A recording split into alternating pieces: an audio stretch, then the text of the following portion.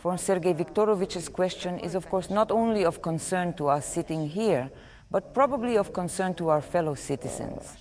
Every day we hear from the West that they will not calm down until Russia is strategically defeated, and every day it is increasing. These threats are becoming, well, how to put it, it's getting scarier to be down to earth. The other day, the commander of the Estonian armed forces announced that they would destroy there.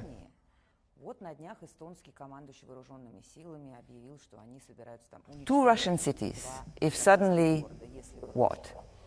Yesterday, the British edition of The Economist was delighted that Ukraine allegedly built a drone capable of bombing Siberian cities. Johnson and others told us that if we did not win on the battlefield at almost any cost, it would end Western hegemony, which meant that in their view, the West was in its current form, and of course it all smelled of a big war. I don't know what nuclear weapons and big wars smell like, God knows. What do you think of this? There is such a prospect, but... I believe this topic is superimposed. The failure of Russia and the emphasis on their remote significance to the future of the West reflect not so much belligerence as pain and hysteria.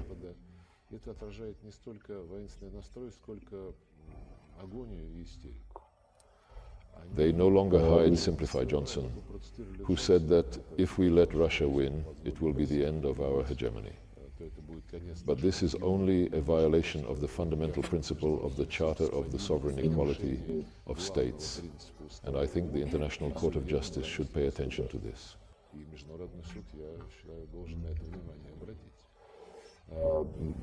In the same vein, a large number of statements, we will lose our influence. Russia will join China, Iran, North Korea, Syria. To reshape the world reflects self-doubt. On the contrary, it reflects their understanding that things are going well.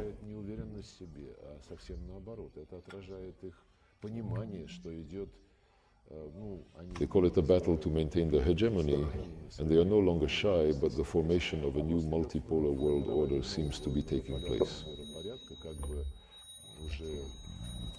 This term is full of people, and it turns out that we can talk about an equal, just, and democratic world order in another way, where everyone will rely on the principle of the sovereign equality of states I mentioned in the Charter. But you also know that in addition to this fear of losing hegemony, they are still very frank. And maybe I don't even suspect that they are revelations in this way.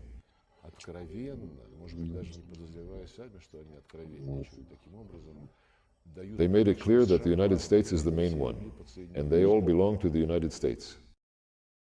First of all, what are the goals, why, and under what conditions are we ready to negotiate?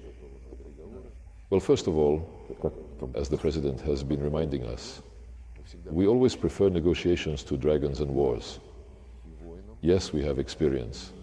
When the Ukrainians realized that they were playing with the bombing and advance of Donbass, we immediately agreed.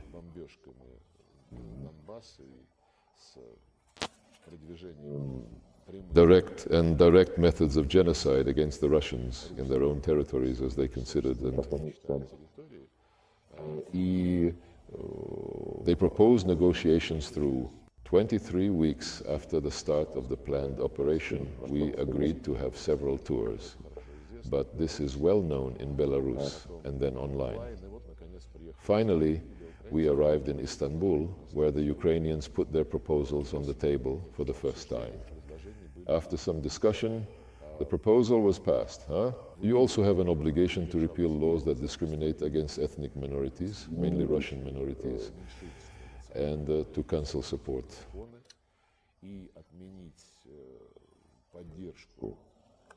A movement that glorified and relied on Nazi ideology and was convicted by the Nuremberg Tribunal. As for the territorial country of the case there, just the day before yesterday, Florina first published a memoir like this, but it was very, very clear that it was aimed at defending itself. I'll explain why now.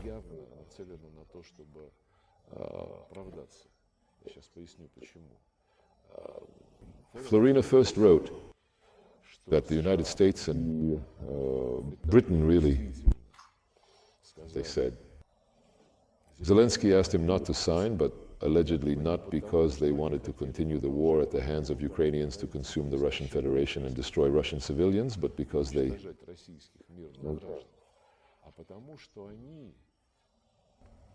Seeing that the proposal includes the formation of a group of security guarantors for Ukraine. Russia and China are involved, and the West is also involved. Their attitude, Alice, and the amazing reason they were alerted. Yes, but now they will sign it. What if it's an agreement again? It won't happen. Someone will attack Ukraine. Suddenly, Russia itself attacks Ukraine, and then we will have to act as the guarantor of Ukraine's security. We don't want to go to war with Russia, but, you know, this is a muddy logical path.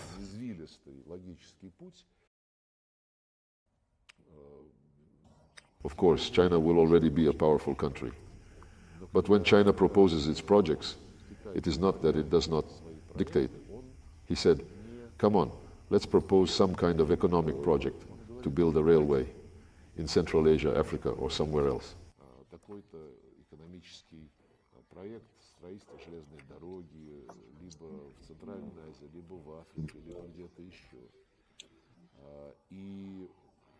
The solution is based on a balance of interests, just as we do in our relations with the People's Republic of China.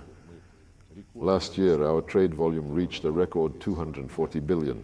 Of course, it will grow. But then,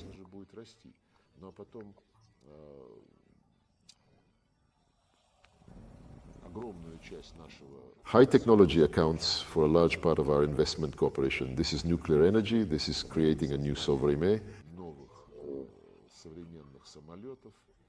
These aircraft, and there's a lot more.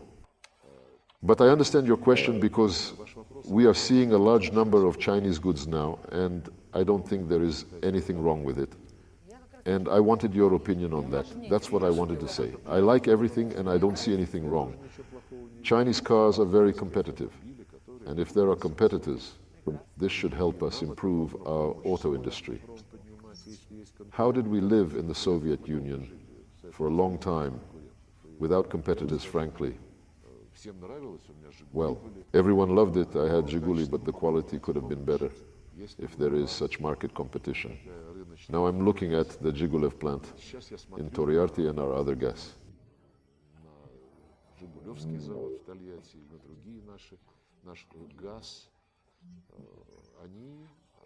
They tried to match the Muscovites. He said, what kind of Muscovite is this? Half of the Chinese parts are there. So what? Well, it's starting. China's auto industry is starting, also from the assembly. In the United States, they have cooled down. I don't know how the drama of considering 3 different bills this weekend, including Ukraine, will end now, but often the most enthusiastic advocates of continuing to pump money and weapons into Ukraine are Europeans. And Scholz. He sees himself as a leader in helping Ukraine, and the belligerent Macron, but even the small Baltic states, the Czech Republic, Dimitrov, yes.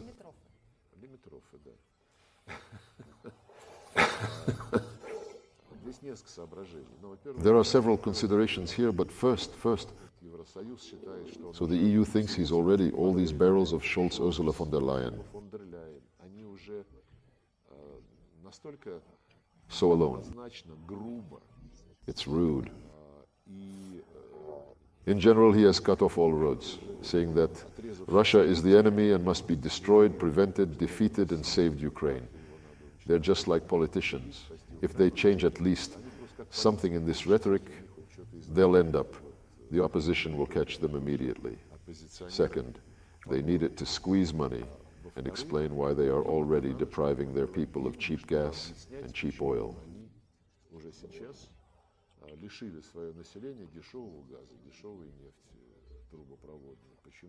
Pipeline. Why did the price rise?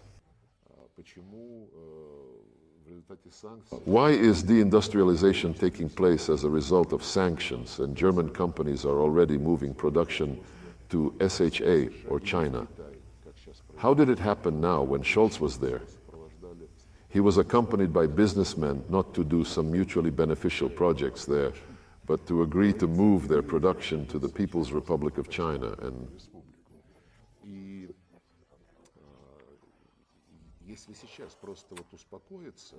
if you just calm down now, even from their point of view, the conflict freezes everyone's choice. A month later, 234 European parliaments will hold national elections in a large number of EU countries. We don't think the opposition will miss, in any case, the opportunity to show what it has led to in terms of socio-economic consequences. That's their policy. In any case, the opposition will not miss the opportunity. But if they suddenly stop these stories about our plan to attack NATO now, well, then hoping to scare voters and continue this course, but it's amazing that it's in its infancy. They talked.